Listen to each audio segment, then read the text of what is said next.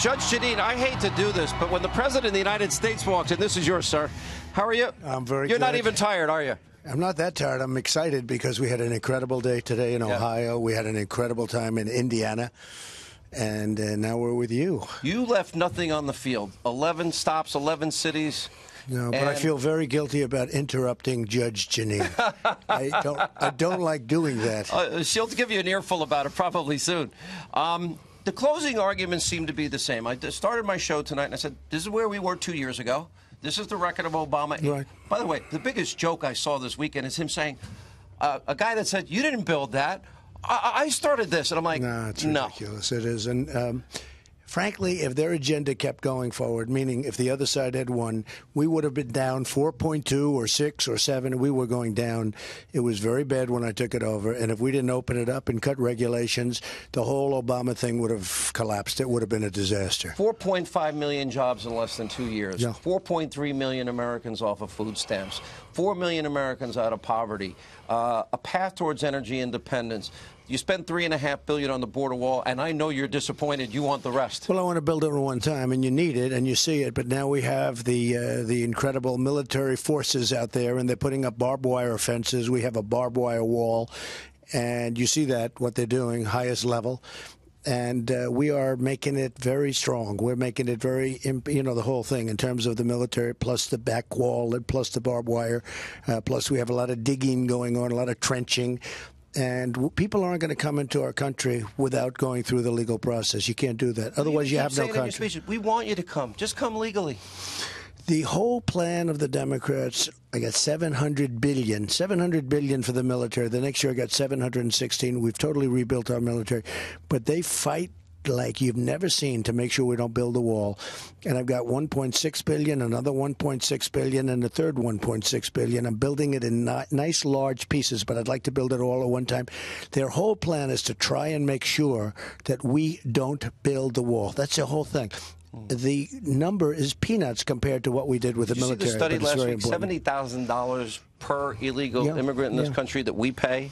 That's all, that's education, healthcare. We lose $100 billion a year on illegal immigration.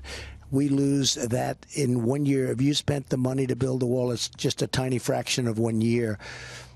We're going to build it, but that's not. We are very strong now. We have the worst laws anywhere in the country: catch and release, visa lottery. All of these laws are a disaster. We have the worst laws. We've got to get them changed. The Democrats won't give us any votes. We need Democrat votes. You can't. We don't have enough Republicans, or unless we elect a lot of Republicans tomorrow. But I will say that we're doing really well on illegal immigration, considering we have the worst laws you've ever seen. We're moving thousands of MS-13 out of the country.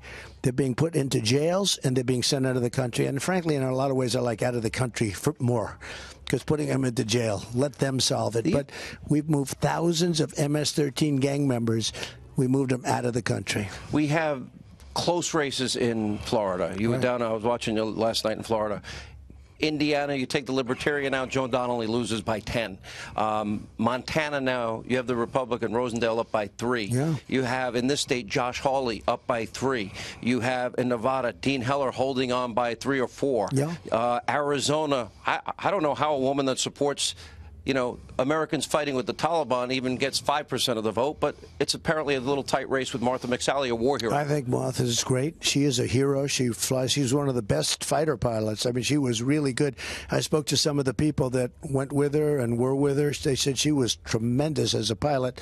I don't know how she could possibly lose. The other one she's just terrible. Yeah. And you talk about border walls. The other one doesn't want any border walls. She doesn't want any protection, nothing.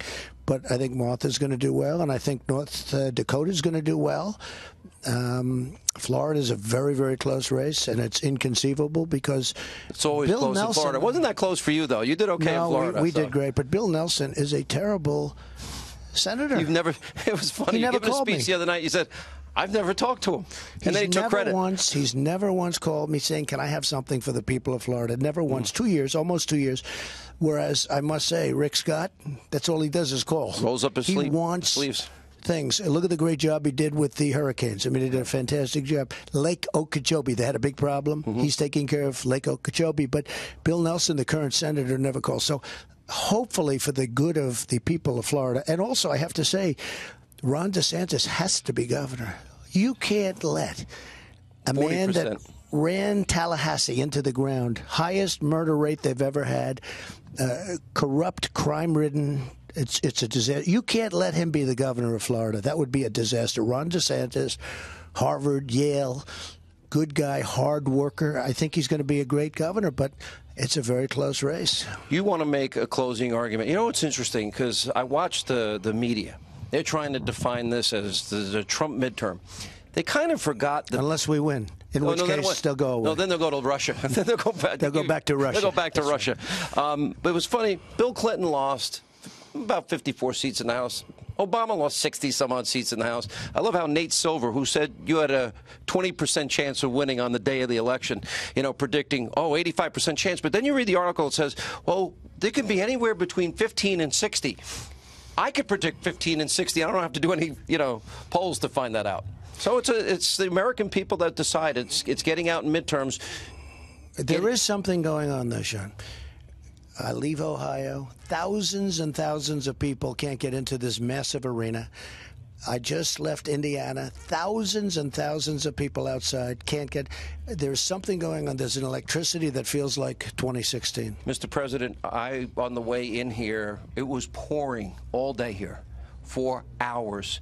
I went out for an hour. I'm actually sweating more than I like, almost like Marco Rubio that day. And I like Marco, don't misunderstand me. But I went out there an hour before the show, and the crowd is electric. Every hat I signed, it wasn't a Hannity hat. I wish I had a penny for every one of the Make America Great hats I signed today. But every hat was soaking wet. There's a bigger crowd outside than there is inside. True. What do you want to say to the Americans? We have about 30 more seconds. Am I right on the? Well, I'm just 90 seconds. Okay. I'm just honored because no matter where I go, it's the same way. It's not like just in Ohio or just in Indiana or just right here in Missouri. I'm so honored by it. There's something going on. And it reminds me of 2 years ago when I knew something was going on, and you knew it, by the way, and people that were with us knew it. They were looking at each other. I remember, I'll never forget, two sort of anti-reporters were looking at each other as I was making a speech with 32,000 people. They were going wild. Look, that was a great time, and I think this is going to be a great time. Election day, I actually called you. I said, you're going to get bad news about 5:30 or 5:15 that afternoon. You lost Florida, North Carolina, Pennsylvania, Michigan, and Wisconsin, and you won them all. Polls don't mean anything, do they? Right. The poll that matters is tomorrow. I lost them based on the fake news. Fake news. But about 2 hours later, when they counted the actual votes, we won very easily. The home of Rush Limbaugh. Oh, yeah. Great guy. And Cape Girardeau is hometown America for you. Right. Mr. President, good luck. Thank you very much. You left it all on the field. Well, and that's the way it should be. We did, and I think going to be You an missed my opening monologue tonight. I did. No, I saw it on the plane. Actually, I saw it on the plane. I never miss your opening monologue. Yeah. I would never do that. Mr. President, Thank you. Good luck. Thank Great you very to be much. with you. Thank you for being with us. We appreciate it. All right, we're out of time. Let not your heart be troubled. The news continues. Laura Ingraham is standing by. Laura, how are you? You want to say hi to the president? Hi, Mr. President. Hi, Laura. Are you going to close this really, or what? You are doing some job. You're doing very proud of her. She's laughing. And why do you always get the compliments all the time? You got the interview last week. You get the compliments. Oh my God! And here I am. I don't know who's more competitive, you or the president. It's a tie, okay? The two most competitive people ever. I'm competitive. Oh my gosh, you guys! I will say this. I think everybody's met their match. I don't think anyone has your energy level. You love this. You really love this. Well, I love what we're doing for the country. I love what we're doing for the people. It's turned around. We're rebuilding our military. Our vets now have Veterans Choice, which they've never had. 44 years they were trying to get it. We're just doing a good job. And we have the strongest economy we've ever had in the history of our country. And went through every record. One question you want me to ask the president on your behalf, Laura? Go ahead. Mr. President, the American people are, I think, desperate for calm and unity. What message tonight are you going to give to them as we move forward, looking to the horizon of the future in this country? American people looking for calm and unity? This is a divided country in many ways. What message do you have for Americans? Well, I think success will do that. I think we have to get over this election, see how it comes out. It'll be an interesting time. But I think, and I really think we have to do that first. I think success is going to do, we're having the most successful time financially, economically that we've ever had. I think that's going to bring a lot of people together. It's going to start. Okay. Mr. President, thank you. Thank you very much. Laura, have a great show. It's great to see you in Missouri. My final word to everybody is, Go vote. All right, Go shock the world. Absolutely. Do it again. Just imagine the payoff when you look at the media's face tomorrow.